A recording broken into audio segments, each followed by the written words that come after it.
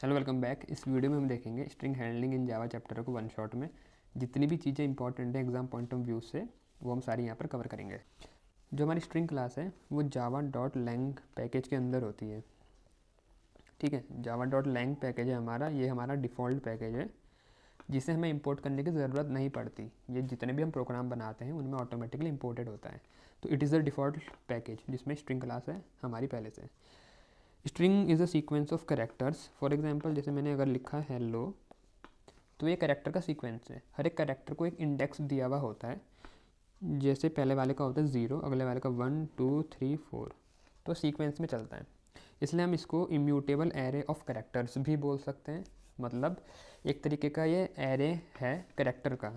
जैसे अगर ये हेलो जो मैंने लिखा है इसे मैं बताऊँ कि ये इंटरनली कैसे स्टोर हो रहा होगा, तो एक एरे बना होगा इस तरीके का हेलो, ठीक है, और 0 1 2 3 4 इस तरीके से जावा इसको अंदर स्टोर कर रहा है। तो बेसिकली एक एरे है जो कैरेक्टर टाइप का है, ठीक है ना, कैरेक्टर का एरे है और वही हमारा स्ट्रिंग है। तो स्ट्रिंग को अंदर ऐसे स्टोर करता है, हर एक कैरेक्टर को एक एक इंडेक्स दे देता है जावा। तो ये हुआ स्ट्रिंग कैसे हमारा स्टोर हो रहा है। अब जो हमारा स्ट्रिंग है उसमें हम कुछ भी स्टोर कर सकते हैं। हम उसमें अल्फ़ाबेट हो सकते हैं, डिजिट हो सकता है, स्पेशल कैरेक्टर है, इनका कॉम्बिनेशन है, नंबर है, तो इनका मिक्सचर हम कुछ भी स्ट्रिंग में डाल सकते हैं। ठीक है, अब different ways to initialise string object. String को बनाने के दो तरीके होते हैं। ये मैं इसलिए भी बता रहा हूँ, कई बार एमसीक्यू में क्वेश्चन आ सकता है। ये दोनों ऑप्शन दे देंगे और बताएं, पूछेंगे कि बताओ कौन सा वाला सही है। तो यहाँ पर दोनों तरीके सही हैं। पहले केस में क्या कर रहे हैं, जैसे हम कोई वेरिएबल नहीं बनाते हैं, वेरिएबल डिफाइन करते हैं, उस तरीके से कर रहे हैं। स्ट्रिंग क्लास का एक एस नाम का वेरिएबल बनाया जिसमें मैंने कंप्यूटर वैल्यू रख दी। तो अंदर कहीं जावा ने क्या किया होगा, कंप्यूटर ऐसे करके इसको मेमोरी एलोकेट कर दी होगी 0 1 2 3 4 5 6 7 इस तरीके से एरे ऑफ कैरेक्टर बन के कहीं रैम में स्टोर हो गया। लेकिन जब मैं दोबारा काम कर रहा हूँ, वही कंप्यूटर बना रहा हूँ एक स्ट्रिंग और उसको स्टोर कर रहा हूँ, तो यहाँ पर मैं क्या कर रहा हूँ, मैं न्यू कीवर्ड का यूज़ करके ज़बरदस्ती मेमोरी एलोकेट करवा रहा हूँ। दोनों में काम वही होता है, ऊपर जावा खुद से करता है। अब ये कैसे करता है, क्या करता है, वो डिटेल में नहीं है तुम्हारे सिलेबस में, बट नीचे वाले में मैं एक्सप्लिसिटली मेमोरी एलोकेट करवा रहा। तो ये तरीका भी सही है। जैसे हम किसी क्लास का ऑब्जेक्ट क्रिएट करते हैं ना, ये उसी तरीके से हम कर रहे हैं। हमने स्ट्रिंग क्लास है, उसका एस नाम का ऑब्जेक्ट है, बेसिकली वो स्ट्रिंग का वेरिएबल भी बोल सकते हैं। उसको न्यू कीवर्ड की मदद से मेमोरी एलोकेट करवाई और डाला क्या उसमें, कंप्यूटर, तो उसमें भी आएगा ये कंप्यूटर ही। अब आते हैं प्रीसिडेंस और एसोसिएटिविटी। ये स्ट्रिंग से रिलेटेड मैं समझाऊंगा कि वहाँ पर हमें कैसे ध्यान रखना है, ये समझना ज़रूरी क्यों है, ताकि सेक्शन ए के जो क्वेश्चंस होते हैं उनमें गलती हम ना करें जब स्ट्रिंग से रिलेटेड क्वेश्चन हम अटैम्प्ट करें। केस ए समझते हैं। तो पहला वाला केस है, उसमें क्या हो रहा है, string S equal to value +5 +10। तो मैंने एक वेरिएबल बनाया जिस एस नाम का है, उसमें मैंने पहले वैल्यू डाली, उसके पीछे प्लस का यूज़ करके 5 लगा दिया। तो यहाँ पर ये जो वैल्यू है ये तो एक स्ट्रिंग है। क्यों, क्योंकि ये डबल कोट्स के अंदर है। ठीक है, स्ट्रिंग कोई भी है वो हमें कैसे पता चलता है, वो डबल कोट्स के अंदर होता है। ठीक है, स्ट्रिंग को हम डबल कोट्स के अंदर रखेंगे। उसके पीछे मैंने प्लस करके 5 लिखा, वो इंटीजर है, प्लस करके 10 लिखा, वो भी इंटीजर है। तो पहले स्टेप में क्या हो रहा होगा, वैल्यू है जो एक स्ट्रिंग है, उसमें जब मैंने 5 ऐड करने की कोशिश करी, तो जो 5 है उसको वो स्ट्रिंग में कन्वर्ट कर देगा इंटरनली। जावा ऑटोमेटिकली उसको कन्वर्ट कर देगा। तो जैसे वैल्यू था स्ट्रिंग, क्योंकि वो डबल कोट के अंदर था, अब उसने 5 को भी ऐसा समझ लो, उसको भी डबल कोट के अंदर रख दिया, उसको पहले स्ट्रिंग बना दिया।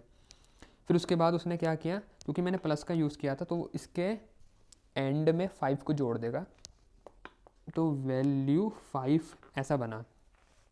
ठीक है, अब उसके पीछे हम प्लस करके 10 को जोड़ रहे थे, तो फिर से उसने क्या किया, 10 को पहले स्ट्रिंग बनाया और 5 के एंड में लगा दिया, तो वैल्यू 510 ऐसा बना।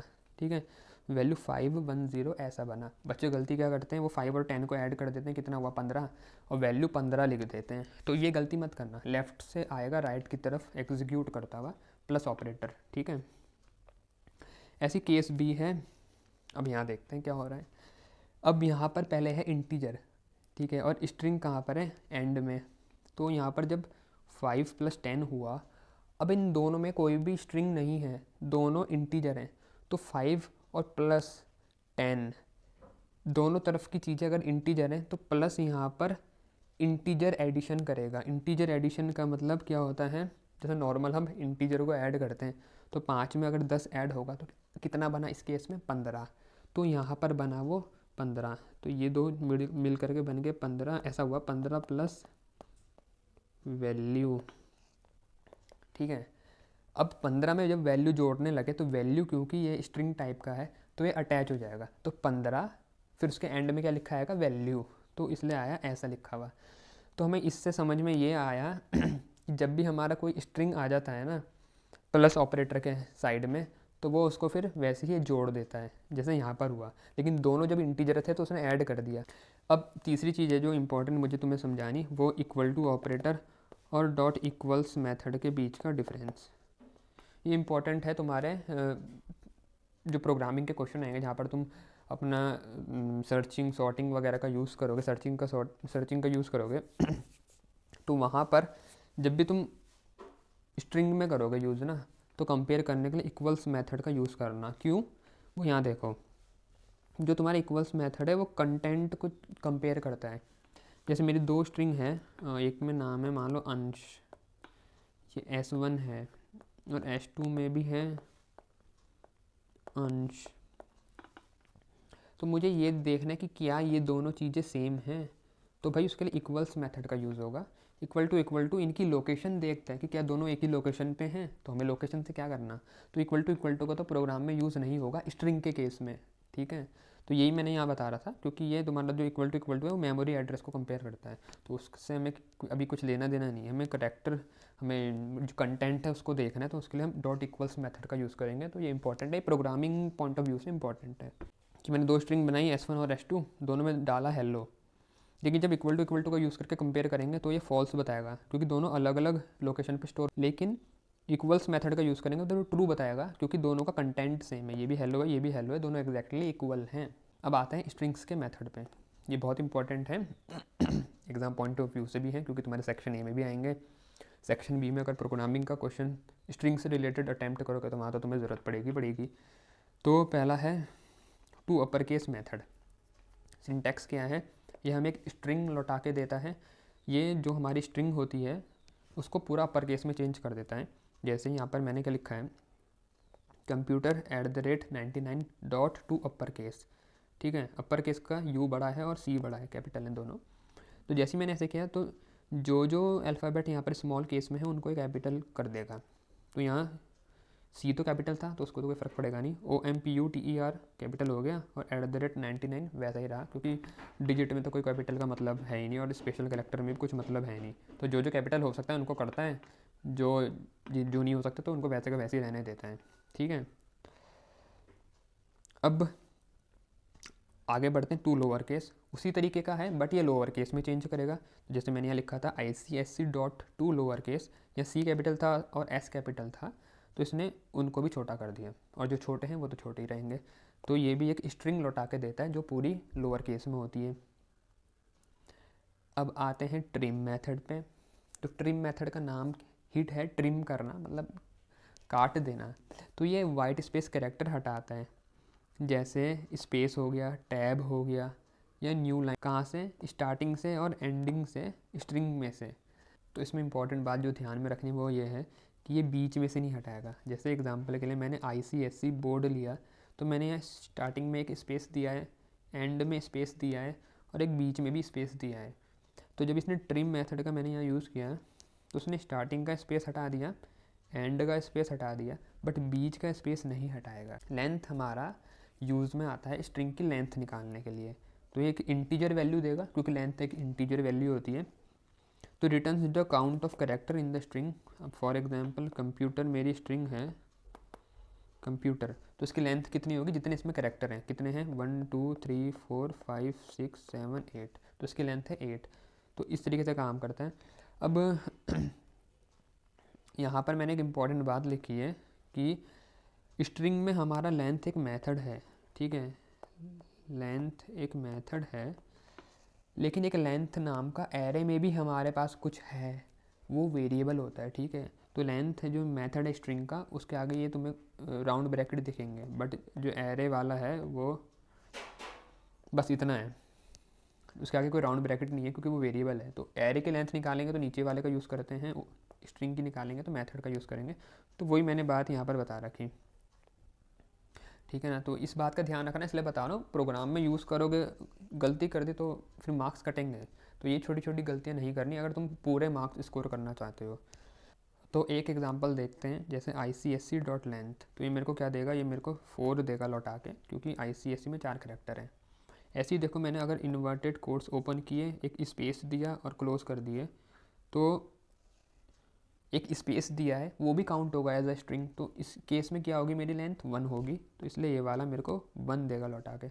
लेकिन मैंने डबल इन्वर्टेड कोमा ओपन किए और क्लोज किए और बीच में कुछ भी नहीं दिया, एक एम्प्टी स्ट्रिंग है, तो उस केस में 0 होगी लेंथ, ठीक है। ये मैं इसलिए बता रहा हूँ, ऐसे ट्रिकी क्वेश्चन वो सेक्शन ए में दे सकते, मैं ऐसे क्वेश्चन तुम्हें कराऊंगा अभी, ठीक है। तो तुम्हें वहाँ ध्यान रखना है। आगे बढ़ते हैं, आते हैं कैर पे। तो कैर हमारा जो मेथड है वो एक कैरेक्टर रिटर्न करके देगा, जो हम इंडेक्स पास करेंगे उस वाला कैरेक्टर को वो निकाल के हमें दे देगा, ठीक है ना। तो return the character at the specified index. Exception throw करता है अगर इंडेक्स हमने लेस देन 0 दिया, क्योंकि ये तो पॉसिबल ही नहीं है ना कि लेस देन 0 को इंडेक्स हो, या हमने इंडेक्स ग्रेटर देन और इक्वल टू लेंथ दे दिया, क्योंकि इंडेक्स या तो कम से कम 0 हो सकता है, या इंडेक्स अगर मैक्सिमम जो भी हमारा होता है वो लेंथ -1 होता है, -1, ठीक। हाँ, तो ये इंपॉर्टेंट क्यों है, क्योंकि जैसे हमने क्वेश्चन करते हैं ना, वोवल काउंट करने और लूप लगाना है, कई बार वर्ड एक्सट्रैक्ट करने, कई बार कैरेक्टर को ये करना वो करना, अब तो भाई उन सब में हमें कैरेट मेथड का यूज़ करना पड़ता है जब भी कैरेक्टर से रिलेटेड कुछ काम आ जाता है। तो ये तो बहुत ही इंपॉर्टेंट है, इसका तो तुम्हें पता होना ही चाहिए, तो बहुत इंपॉर्टेंट है एग्जाम पॉइंट ऑफ व्यू से। इंडेक्स ऑफ इंडेक्स बताएगा, जो कैरेक्टर हम देंगे उसका इंडेक्स देगा। तो इंडेक्स हमेशा इंटीजर टाइप का होता है, इसलिए इसका रिटर्न टाइप है इंट। तो return the index of first occurrence. First occurrence मतलब कोई चीज़ मेरी बार बार रिपीट हो रही है अगर स्ट्रिंग में, तो वो जो पहली बार आ रही है उसका इंडेक्स देगा। जैसे एग्जांपल के लिए मैंने लिखा है बनाना डॉट इंडेक्स ऑफ ए, तो इसमें ए का इंडेक्स क्या है, पहला वाला इंडेक्स वो है 1, फर्स्ट अकरेंस, तो पहली बार वो 1 इंडेक्स में दिख रहा है, तो इसलिए इसने मुझे दिया 1। अब ऐसे ही दूसरा है हमारा मेथड लास्ट इंडेक्स ऑफ, ये ठीक उल्टा है इंडेक्स ऑफ का। इंडेक्स ऑफ फर्स्ट अकरेंस देता है, ये लास्ट अकरेंस देगा, मतलब सबसे आखिरी बार वो कैरेक्टर कहाँ देखा गया है वो वाला इंडेक्स। तो अगर मैं बनाना के केस में ही बात करूँ कि मैंने अगर लास्ट इंडेक्स ऑफ का यूज़ किया तो मुझे वो 5 देगा, क्योंकि ए आखिरी में 5 इंडेक्स पर है, ठीक है। तो इसका यूज़ कहाँ होता है, हाँ इसका देखो, अगर कोई क्वेश्चन ऐसा आता है, क्वेश्चन इस टाइप का बन के आ सकता है कि हमें बताना है कि कैरेक्टर सिर्फ एक बार आया हो हमारी स्ट्रिंग में, ठीक है। कि ऐसा कोई क्वेश्चन आ गया कि मैं बोला है कि भी बताओ कि जो कौन कौन से कैरेक्टर हैं जो सिर्फ एक बार आ रखे हैं और उनको प्रिंट करो। तो उसमें जब हम लॉजिक लगाएंगे तो हमें तब इंडेक्स ऑफ और लास्ट इंडेक्स ऑफ मेथड का यूज़ करना पड़ेगा, क्योंकि देखो यहाँ हो क्या रहा है, अगर मेरा इंडेक्स ऑफ जो वो कैरेक्टर है उसका इंडेक्स और उसका लास्ट इंडेक्स अगर सेम होता है, तो ये इसी केस में हो सकता है कि वो एक बार आ रहा हो, ठीक है। क्योंकि कोई भी चीज़ अगर 2 बार आ रही होगी तो उसका पहला इंडेक्स और आखिरी इंडेक्स तो कभी सेम ही नहीं होगा ना, वो तभी होगा जब वो एक बार आ रही होगी। तो ये लॉजिक तब वहाँ काम में आएगा कि भाई अगर उसके स्टार्टिंग का इंडेक्स और उसका आखिरी इंडेक्स अगर ये सेम हो जाते हैं तो मतलब वो चीज़ एक बार ही आ रही है। तो ऐसे हमें दिमाग लगाना है कि मतलब हमें इनमें ना पकड़ बनानी है अपनी मेथड्स में, ताकि जब क्वेश्चन आए तो हमें स्ट्राइक कर जाए कि हमें यहाँ पर ये वाला लॉजिक लगाना पड़ेगा। अब देखते हैं कंपेयर टू मेथड को, तो यहाँ पर हमें इंटीजर लौटा के देगा, ठीक है। इंटीजर वैल्यू देता है और हम स्ट्रिंग कंपेयर करते हैं बेसिकली। तो ये लेक्सिकोग्राफिकली वे में करता है कंपेयर, जैसे डिक्शनरी में नहीं होता पहले ए, फिर ए के बाद बी, बी वाले वर्ड के बाद सी, वो एक ऑर्डर चलता है, ए में भी फिर डबल ए, फिर ए बी, फिर बी वाला आएगा तो बी ए बी बी, तो इस तरीके से ये कंपेयर करता हुआ चलता है। अब हमें इसमें ज़्यादा डिटेल में नहीं जाना, हमें बस ये देखना है कि ये क्या रिटर्न करता है और यूज़ हम इसका कैसे कर सकते हैं। तो मैकेनिज़्म क्या है इसका काम करने का, बेसिकली एस्काई वैल्यू होती है जो दोनों स्ट्रिंग के कैरेक्टरों की, तो उन कैरेक्टरों की एस्काई वैल्यू माइनस करता हुआ चलता है। पहली स्ट्रिंग वाली में से दूसरी स्ट्रिंग वाली के कैरेक्टर की एस्काई वैल्यू माइनस करेगा। जब भी कोई चीज़ माइनस करते हैं तो 3 रिजल्ट आ सकते हैं, या तो 0 आएगा, या पॉजिटिव आ सकता है रिजल्ट या नेगेटिव। तो इसमें भी यही 3 केस बनते हैं, इन पे हमें ध्यान देना, ये थोड़ा इंपॉर्टेंट है। तो 0 आ सकता है, ग्रेटर देन 0 और लेस देन 0। अगर 0 आ गया तो स्ट्रिंग इक्वल है। कॉमन सी बात है, 2 की एस का वैल्यू माइनस कर रहा, तो 0 वो तभी होगी जब दोनों चीज़ें सेम होंगी। तो 0 है तो मतलब स्ट्रिंग्स आर इक्वल। तो इस फंक्शन का हम, इस मेथड का हम यूज़ कर सकते हैं कभी हमें कंपेयर करने की कोई स्ट्रिंग इक्वल है या नहीं है, ठीक है। पॉजिटिव कब आएगा? पॉजिटिव तब आ सकता है जब पहले वाले की एस का वैल्यू बड़ी है बाद वाली स्ट्रिंग वाले में से, क्योंकि पहले वाले में से दूसरे वाले को माइनस करता है ना। तो मैं तुम्हें एग्जांपल दिखाता हूँ। जैसे यहाँ पर cat dot compare to car लिखा हुआ है, तो ये पहली वाली स्ट्रिंग होगी मेरी, ठीक है। S1 इसको मान लेता हूँ, S2 इसको मान लेता हूँ। तो कैट में से जब कार को कंपेयर किया तो पहले C और C, इनकी तो इसका वैल्यू माइनस करी, 0 आ गया। फिर A और A की माइनस करी, ये भी 0 आ गया।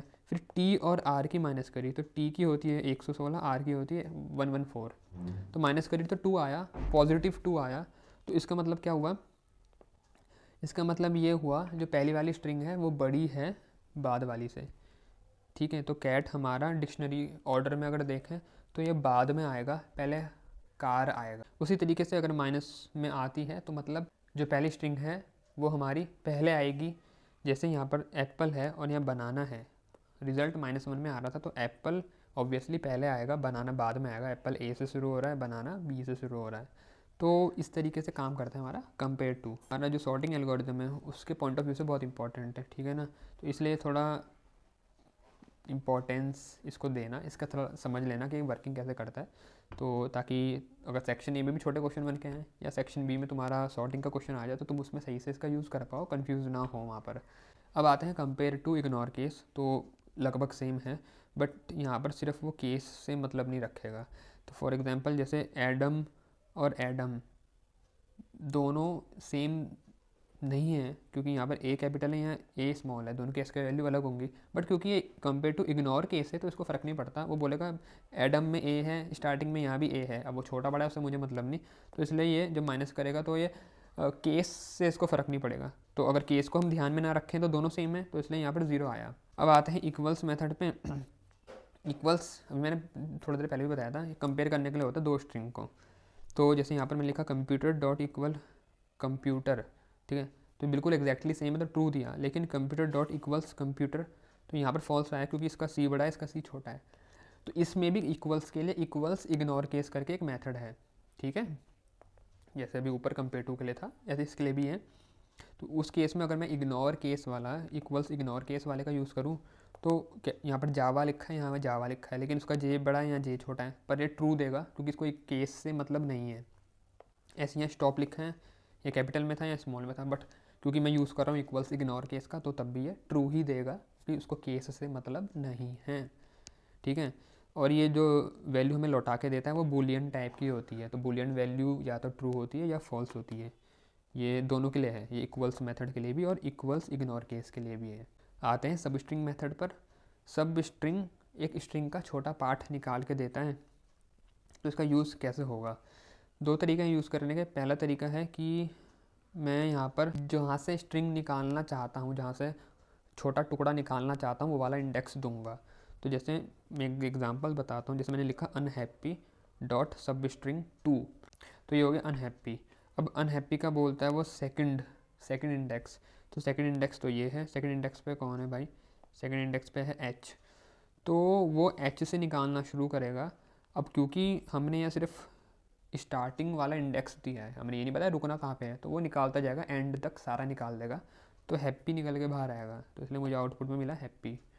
लेकिन अगर ऐसा ही एक और वेरिएंट है सब स्ट्रिंग का जिसमें हम एंड वाला इंडेक्स देते हैं, तो अगर उस केस में हमने यूज़ किया होता तो कैसे काम करता वो देखते हैं। तो जैसे मैंने लिखा स्माइल्स डॉट सब स्ट्रिंग 1,5, तो इस केस में क्या होगा, 1 दिया स्टार्टिंग, तो स्टार्टिंग तो M से होगी, वो तो हो गया फिक्स। एंड दिया है 5, तो 5 है, लेकिन याद रखना जो भी एंड देते हैं उससे एक नंबर कम वाले इंडेक्स तक चलेगा। तो MILE निकाल के देगा, MILE।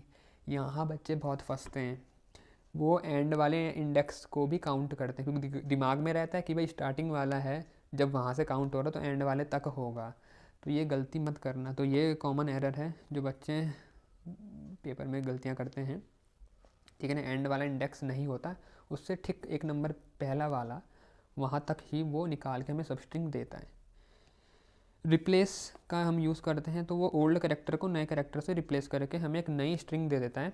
जैसे मैंने यहाँ लिखा मलयालम डॉट रिप्लेस ए को एस्ट्रिक्स से रिप्लेस कर दो, ठीक है। तो ओल्ड कैरेक्टर था मेरा ए और उसको मैं रिप्लेस कर रहा हूँ एस्ट्रिक्स से। तो मलयालम में जहाँ जहाँ ए दिखेगा उसको वो एस्ट्रिक्स से रिप्लेस कर देगा। तो एम के बाद देखो एस्ट्रिक्स आ गया, एल के बाद फिर से आ गया, वाई के बाद फिर से, एल के बाद फिर से। आते हैं कॉनकैट पे, एक स्ट्रिंग लौटा के देगा। करता क्या है, एक स्ट्रिंग के पीछे दूसरी स्ट्रिंग जोड़ देता है। जैसे मैं लिख देता हूँ यहाँ पर मेरी S1 है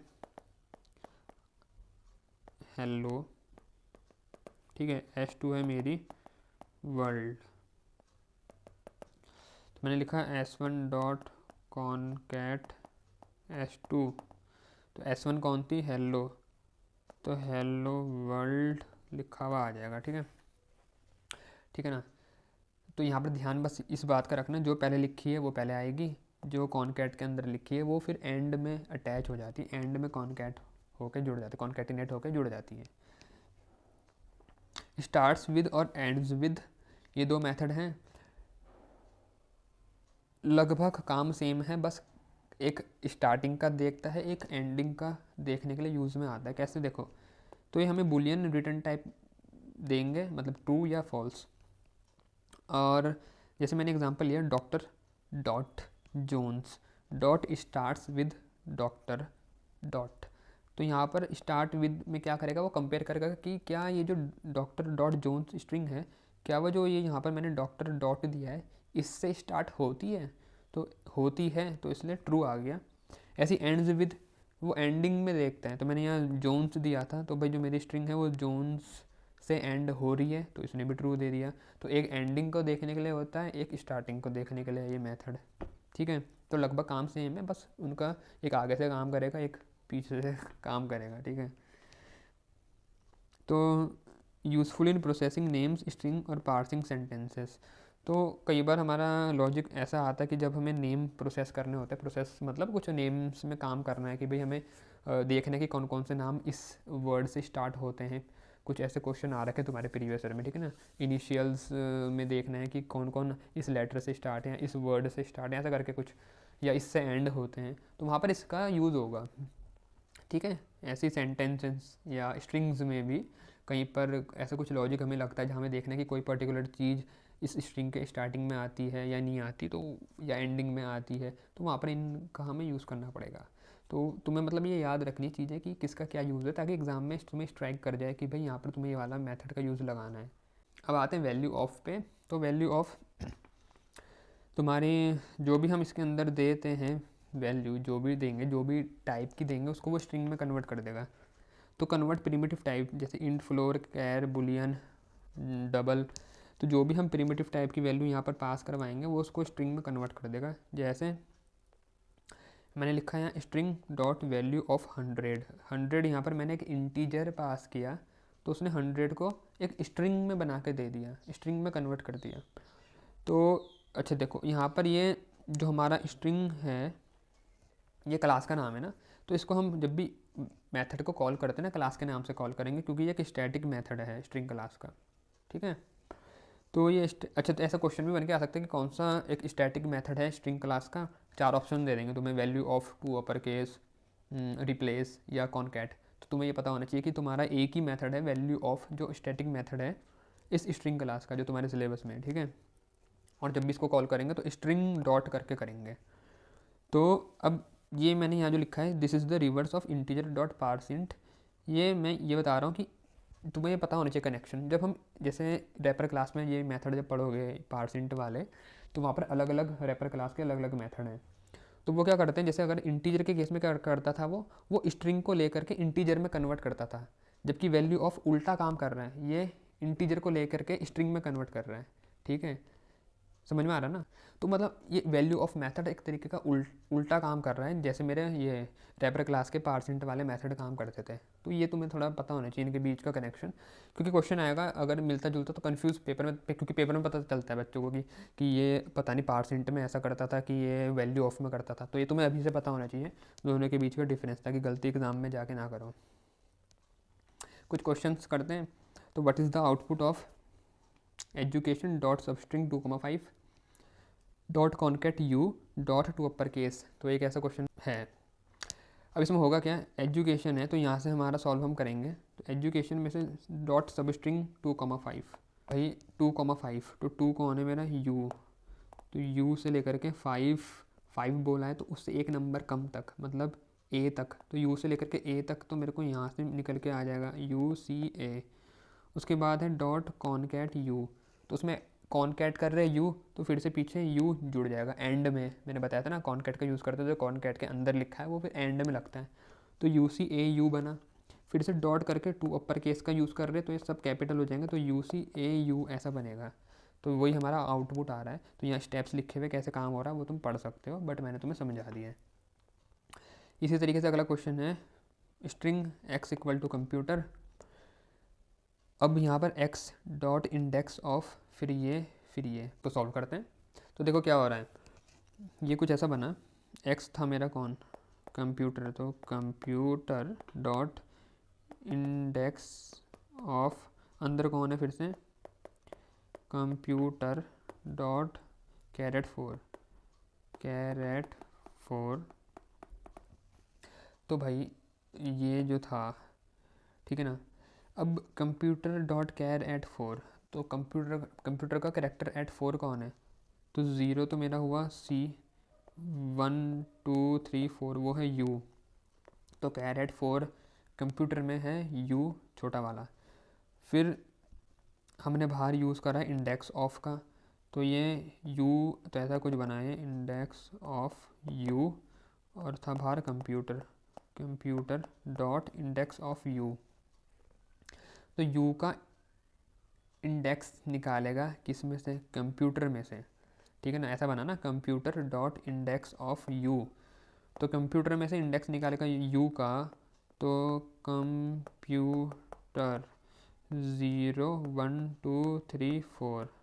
तो इसका आंसर क्या आएगा 4, और वो system dot out dot print L N के अंदर आ रहा है 4, तो इसको वो क्या कर देगा, प्रिंट कर देगा। तो आंसर आया हमारा 4। यहाँ पर स्टेप्स लिखे हुए हैं, तुम इनको देख लेना। अब अगला क्वेश्चन है system dot out dot print L N apple compare to Apple.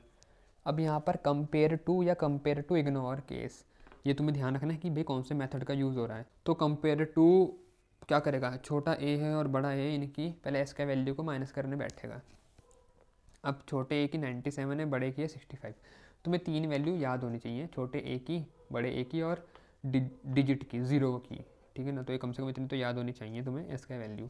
तो छोटे a की 97 है, बड़े a की 65 है, तो माइनस करेगा। तो पहले कौन सा वाला, छोटे a वाला है, बाद में बड़े a वाला। तो छोटे a वाले की 97 में से 65 को माइनस किया, 32 आया, पॉजिटिव आया, ठीक है।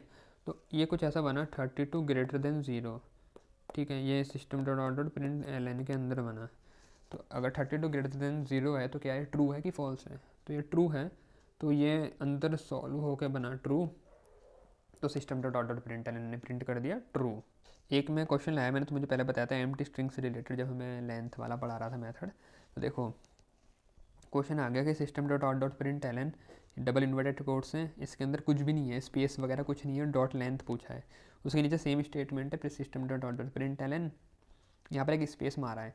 तो ऊपर वाले में कुछ भी स्पेस नहीं दिया, तो उसकी लेंथ है 0, कुछ भी नहीं है, एम्प्टी स्ट्रिंग है, तो ठीक है वो 0 प्रिंट होगा। नीचे में एक स्पेस है, तो एक स्पेस काउंट होगा, एक करेक्टर, तो 1 प्रिंट हो गया। तो अब देखते हैं कुछ कॉमन मिस्टेक्स जो बच्चे करते हैं और अपने मार्क्स डिडक्ट करवाते हैं एग्ज़ाम में।